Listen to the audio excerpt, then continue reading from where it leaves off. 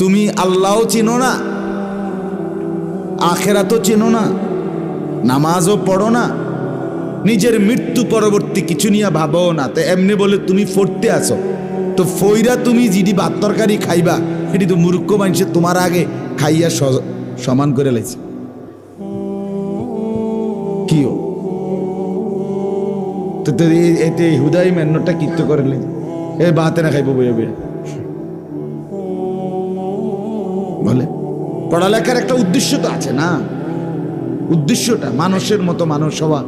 যদি এটা উদ্দেশ্য হয় তো তাহলে সেজদা করে না, পেশাব করে পানি নেয় না, যেই কোনো মহিলা দেখলে, মা বোন দেখলে যার রাক্ষসের মতো তাকায়া থাকে, যার শাহওয়াত জাগে, হ্যাঁ, তো সে মানুষ কিভাবে, সে কিসের মতো কি হইতেছে